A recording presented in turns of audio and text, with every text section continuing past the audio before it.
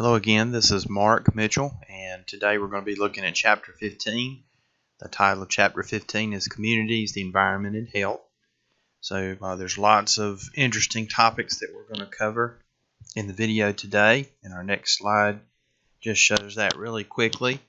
We're going to see a lot about the structure and change regarding communities, and again look at a lot of the power and inequality in city life. Looking at urban life in the suburbs, environmental sociology, and then a little bit there at the end of the chapter on health.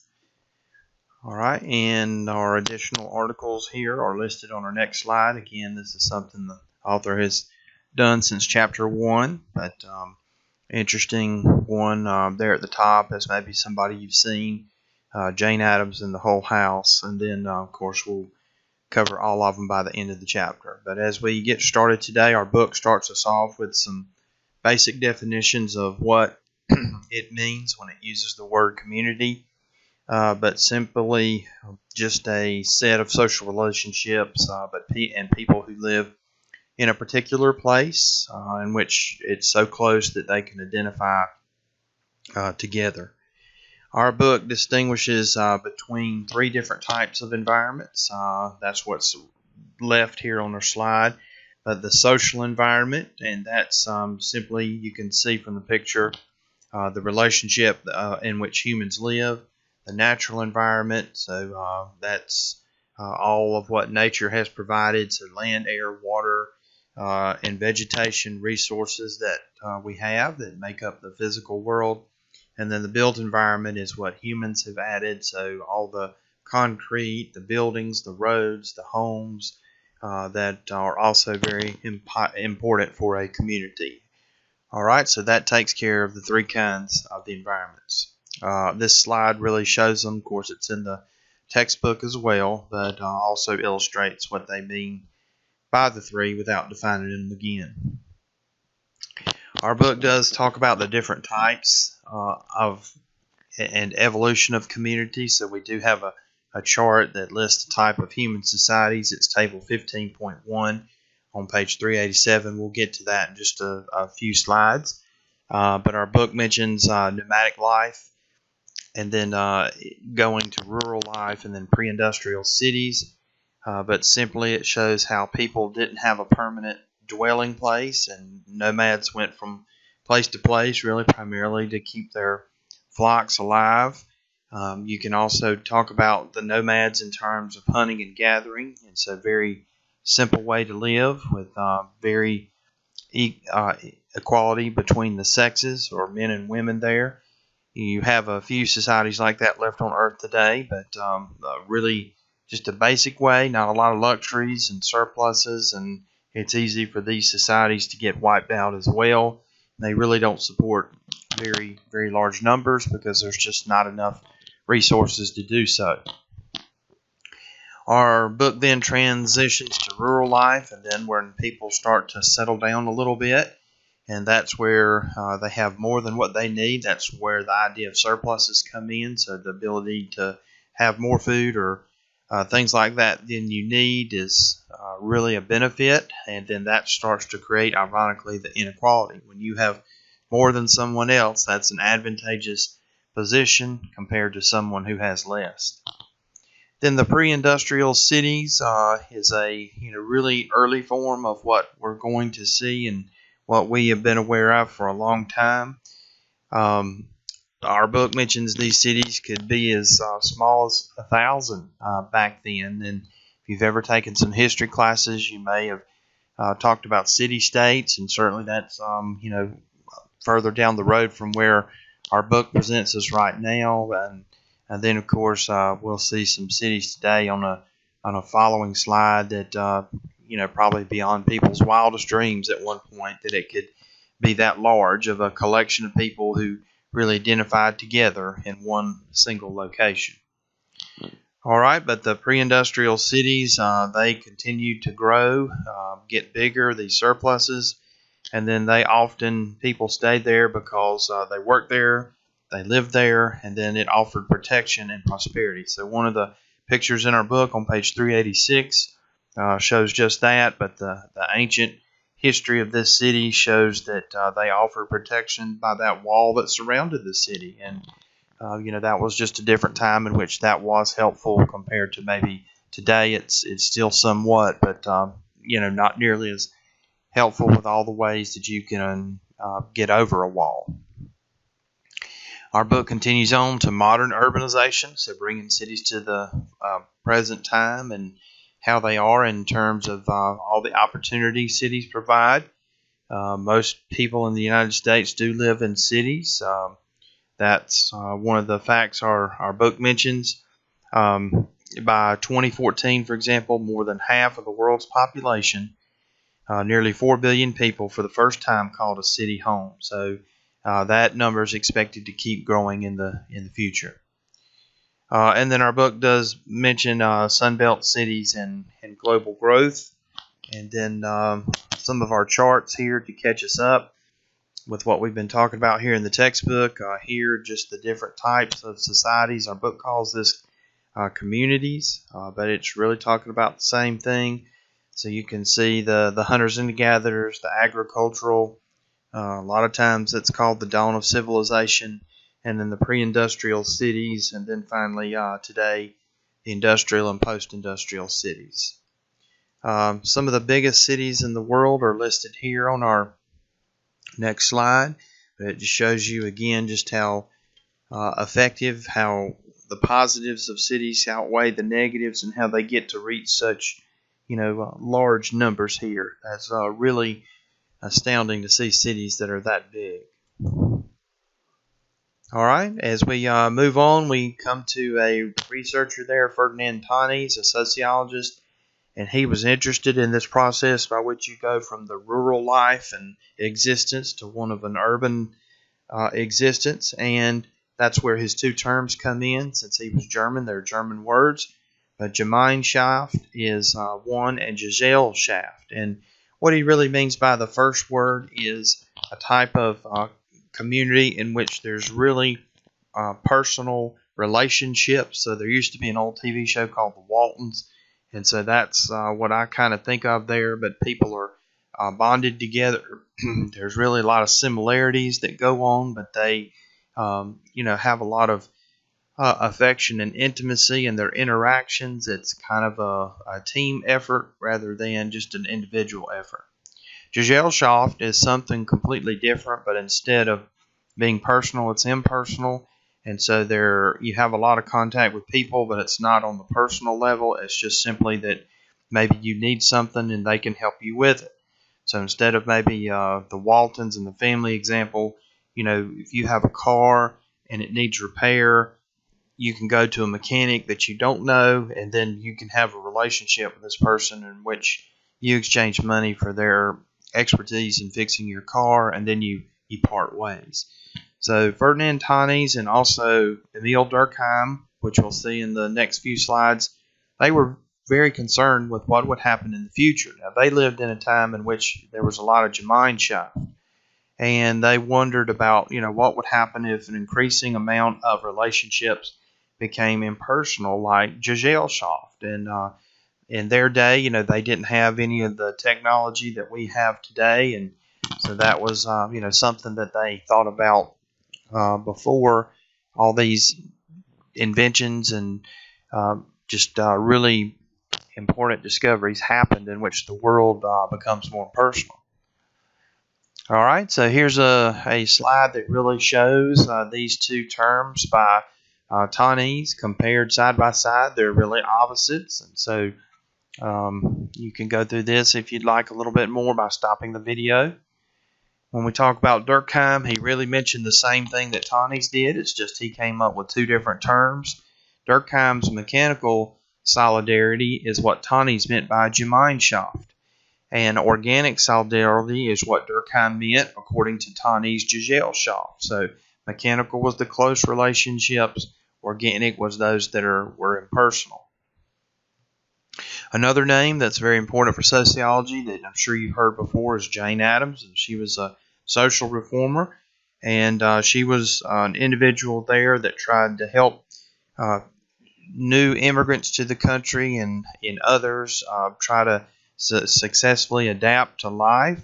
This was at a time in which a lot of individual rights weren't there, and if people just did without and got into trouble, they often never could recover from that. But there it is mentioned about the whole house and how she tried again to make some changes there and to do some studies in order to legitimize what her work consisted of.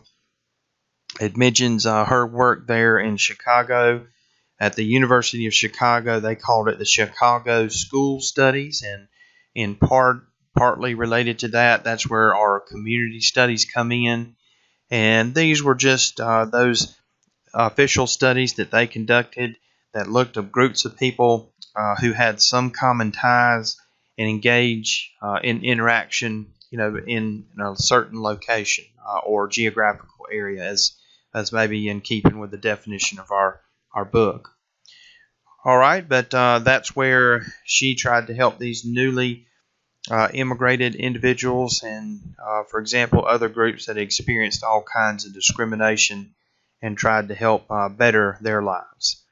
But at the time when this started, this was rather revolutionary, that Jane Addams and the people who also helped her just were looking at this as sociologists and tried to gather data and understand the demographic changes that were going on in the different neighborhoods of the communities. And that way they could understand some of the problems that they were facing. So that's kind of like a blueprint for later on and actually what goes on today. So as our chapter continues, we see human ecology, but it looks at the links between the physical or natural environment and the built environment, with the buildings and all that human beings have created. And then from that, its impact on the social life or the people that are there within, a given location.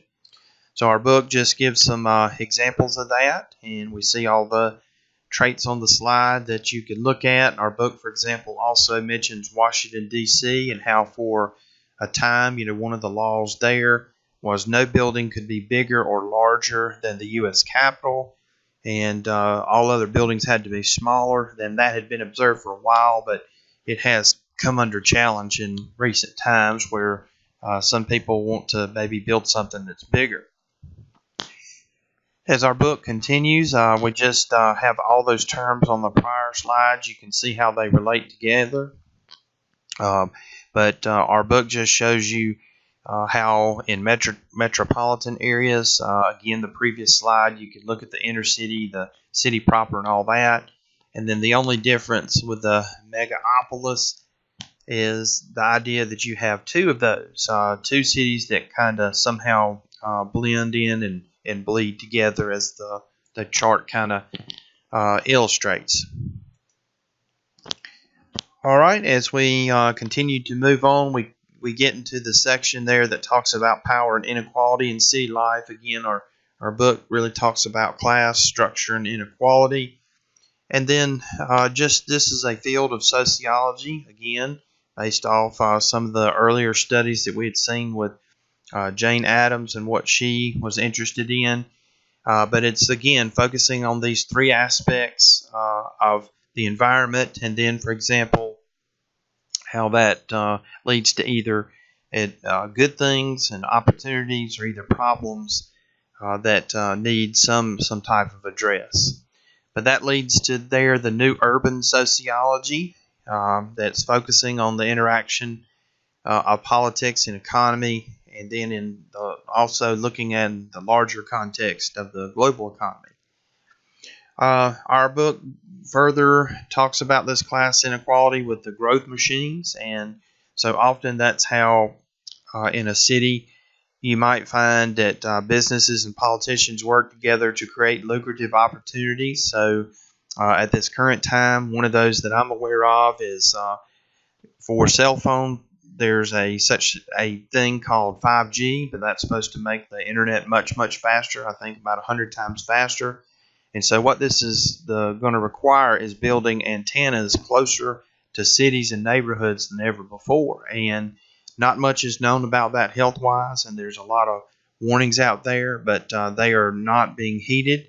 And a lot of cities say, well, you can't even decline one of the building of these cell towers based on health concerns. And so that sounds like something that needs to slow down and consider the potential harm to people rather than just the business opportunities. But these businesses that are investing in it are investing hundreds of billions of dollars per year. So that sounds like something that could backfire. And then I know places that I've lived before were nice neighborhoods, and then when the developers decided to throw up some cheap rental properties there, that the neighborhood kind of just went down all of a sudden. But I think those are two good examples of the growth machines. And I know where I live in Wilson, there's a lot of emphasis on improving downtown. And, sometimes you wonder if that's worth the investment, because a lot of the hub of downtown is just not where people go to spend time and money a lot. But that's the gentrification that our book mentions of how you restore, maybe old parts of town that are historical in nature.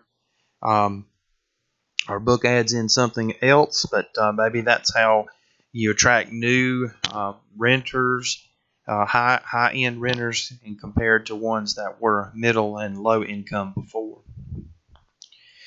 We had seen from chapter 1 Dr. W.E.B. Du Bois, but he was an African-American sociologist and saw the importance of race and that issue in the upcoming, but mentions here his study back from 1899, and he was looking at how people lived, especially black people in cities, and just saw, for example, that there was a lot of racism involved in what was going on. And so that has, in some aspects, continued today. We have already mentioned in a previous video about redlining, and where discrimination is involved in the sale or rental housing to minorities, and often just not treated fairly, or asked to spend more for lots of things, including background checks or the rent itself compared to maybe other groups. What is new is reverse redlining, and that was some years ago here recently that we found that a lot of people were given opportunity to take out loans, maybe that they didn't understand the terms and couldn't afford them anyway, but that is what is meant by reverse redlining. So our book goes to some detail to talk about the segregation between blacks and whites, and we have, as a matter of fact, the next slide does a good job of that by the color coding, and that still happens today. We may not think of it by race, but it's really done by income, and I think our book, in a way, tries to mention that as well in this chapter. But here's the graph that shows the continuing racial and ethnic segregation. This is from Milwaukee, Wisconsin. And if you, again, want to stop the video, you can, but you can see where, for example, there's a lot of indication where whites live alone compared without any of the other minority groups. And then there's areas where the minority groups kind of live together, sometimes intermingled, and then with some also some white people there as well. The next slide just really breaks it down a little bit better, kind of easier to see, but really shows, again, the same type thing where you have whites often who live segregated communities, and then with some of the other minorities, that's really not the case. All right, so we've looked at a lot of the suburbs and the structure and culture related to that. We now see how people kind of moving away from the city instead of inside of it. The suburban growth and urban decline. We had already mentioned before that was really where more people lived in rural and suburban areas than in the cities. But that seems to be changing, has here recently not been true. And our book just goes on to mention some of the problems that you might find in suburban areas. So sprawl, and we've got a good chart that really describes what's happening there, but it's just really spread out over much more land as compared to the city. So, for example, that's really a good graphical representation. The suburbs may just be a little more wasteful in the land. If you had, 3 areas, home, shop, and work, it just takes longer to get there because of just not being as close as you find in the cities. Some of the other problems that we're going to see with in suburban areas, higher taxes, and that's really self-explanatory. And then social isolation, which basically the longer you commute, the less likely you are to be involved in any type of community affairs. So we actually have a study from 2000, Robert Putnam, but every 10 minutes that you commute, that it gets longer, that means probably 10% that you will be less involved in any type of community affairs. How people get to work, we know that that's common today, and you can see here all the different varieties, but a lot of people, 3/4 of people, simply drive alone. That may be surprising. Commuting is often talked about, but doesn't seem, according to the data that we have, really happen much at all. How much of a commute do you have to get to school every day or to work every day? So I know for me it's about 30-35 miles, and it's been that way for a long time. And then I know some people who have a 0 time to commute because they actually work from home.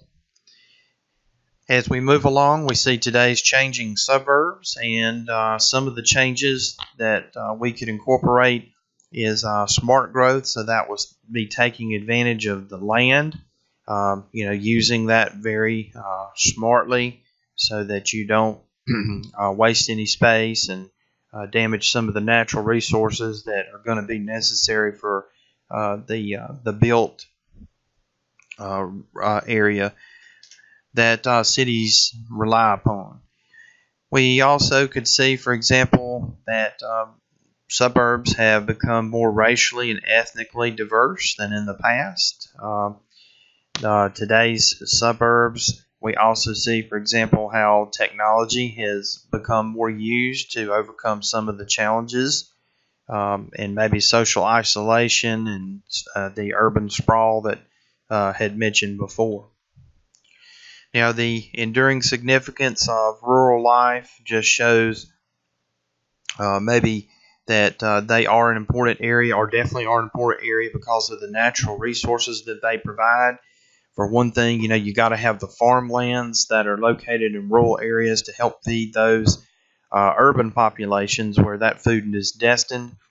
You also are going to have your energy sources that come from rural areas. So whether that means oil, whether that means wind turbines or wood or steel or other materials that really form the backbone of cities and these buildings that are in the cities and homes, that's also important. The rural areas also are usually where you find a lot of the pollution and landfills, rather, I guess is what I was looking for, where cities transport their trash. And then a lot of the tourist destinations, they are also located in rural areas. So that's why it's going to continue to be significant in a number of regards that our book would point out. Now, as we move along to the next slide, environmental sociology, what does that exactly mean? But the interaction between the 3 spheres that we talked about, the social, life environment, the built environment, and the natural environment. That's what environmental sociology would seek to look at, and how those could be enhanced and any type of problems that could be minimized. So, for example, we see a lot of environmental threats, several listed here that I'm sure you've heard of. Probably one of those that you may have heard quite a bit about before is climate change, and maybe some forms of pollution, and then always conservation of energy. Our book mentions that the United States is about 5% of the world's population, but uses 25% of its energy and is responsible for 30% of the waste in the world. And what if other nations in the world like India and China were just like the United States? Our book has an estimate that says, hey, we'd need another Earth in order to accommodate all those people if they were living kind of the same lifestyle that people in the United States were. Our book mentions about sustainability, but that's, again, the demand and supply of these resources. We have a graph that's coming up that does a good job of explaining that and how we ought to try to prevent overcrowding, overpopulation, wasting of natural resources, and then reducing pollution and waste. Our book also mentions environmental justice, but we ought to be very, again, careful to be able to serve as many people as we can in a way that is smartly using the available resources that we have. Here's the chart that really, with these last two terms, I think is very important: the sustainability, environmental justice. And also on page 399, our book also gives us, some of the additional reasons why we ought to consider adopting some of these policies. All right, the book continues with the treadmill of production, and again, just says there's a real demand, to make things, to use things, to sell them to consumers, and then when consumers are through with them, they throw them away, and then what happens then? So whether it's a washing machine or drying machine or remote control, our book has a couple pictures related to that. I know the remote control that they show on page 400 is very familiar looking to me because it's the remote that I have for my DirecTV service. I don't think I've ever thrown one away, so mine is not there. They just get put in a drawer somewhere if they're not any good, but I think I'm using just about most of mine. Recently, when you get updates, they may change a little bit more, but I don't think I have thrown one away, so at least I'm not contributing to that we see in the book. We also see that, of course, we live in a throwaway society, and our book lists some of those statistics on the next few pages that really kind of maybe discouraging in a way. Like, for example, we'll get to a problem that I'm sure probably all of us have maybe done one of the two solutions to that problem that our book mentions, and maybe we could do it another way that would be more protective of the environment. All right, we just have a brief section on culture and the social construction of environmental problems, and that's where the idea of a sponsor comes in. But somebody could bring it to everybody's attention that a certain problem is going on, and by attention it means the public. It also means public officials, and then they're really kind of just asking for help on how to solve this problem. So really, in the next few slides after this, it talks about activism, but getting involved in some of these ideas are really going to make a difference. That is really how the Clean Water Act came about by Congress. A lot of people brought that issue forward, and there in the 60s and 70s, activists who were concerned about that got kind of the ball rolling, and we can think of Earth Day, I think, as well as something that seems to be that more people are conscious of that than maybe at some time in the past. All right, and we can also see on this slide here, we've come to a point where there could be some solutions to this. Again, around page 401 in our textbook, there's 4 listed there, but they really just involve environment and getting people aware and bringing these issues to the forefront, whether it's environmental activism, whether it's a social movement of some sort, whether it's some sort of government regulation movement, whether nations come together and make a treaty about some of these issues, or new technologies that are more environmental friendly and just simply more efficient than what we have seen in the past. All right, a little bit of a change of gear here. There were the solutions that I just mentioned. I think I got a little off there on the slide, but now back where it should be. Our book transitions over to health, the sociology of health. That was the second big topic in our chapter, but it really mentions the power there of doctors in the medical profession, and they organized together to create the American Medical Association, and a lot of standards there in which doctors really had to give their okay in order for people to receive these healthcare services.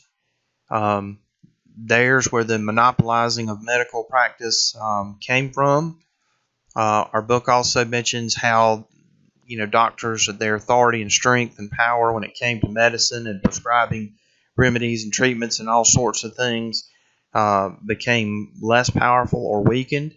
And you could probably go as far to say that in addition to the bulleted items we have on this slide, that now insurance companies probably do a fair share of telling doctors what they can do and what treatments are allowed and this and that and the other. I know I've had many practicing physicians that would or have said something similar to that regarding today's practitioner. Interesting section in our book that talks about how you can look after your health and just how it has changed over the years. We've got these 4 categories where at first people really didn't understand the importance of sanitation and hygiene, and really a lot of illnesses and death rates were prevented simply by washing of hands and doing things like that with foods. So that's the first grouping here from 1930 to 1950. Then the next procession there from 1950 to 1970 just said, healthcare itself was the institution in which a lot of people got better. They got healthcare treatment of some sort, whether an injection, maybe, or intervention or surgery or some sort of, before the fact care. That's how people actually went about improving their health.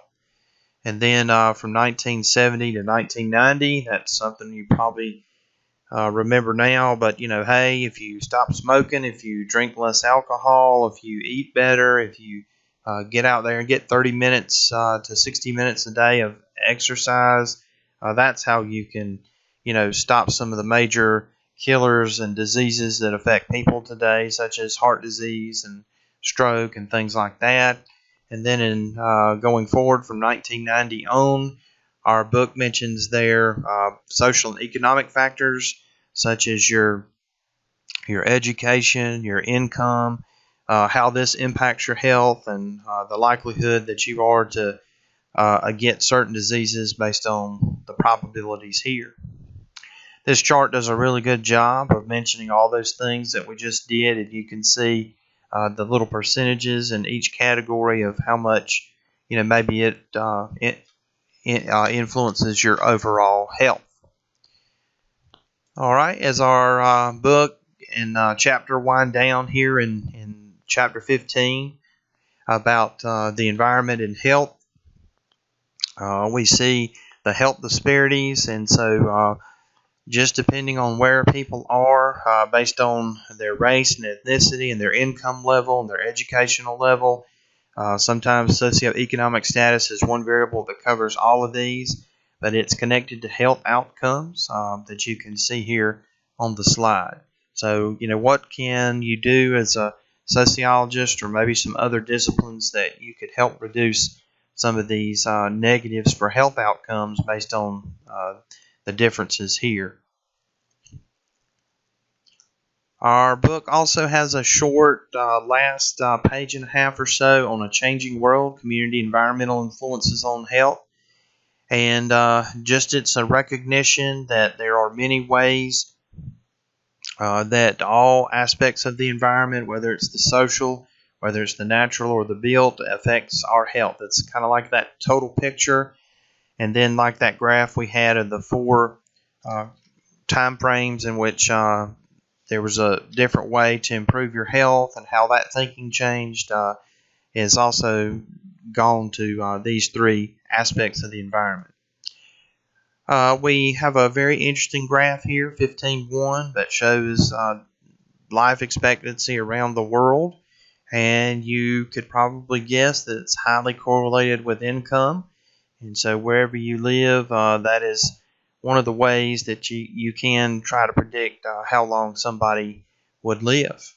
And so in the United States, we don't live the longest, but we're near the top there compared to people in Canada and Australia, and just maybe some parts of South America, and of course parts of Europe where people seem to live the longest.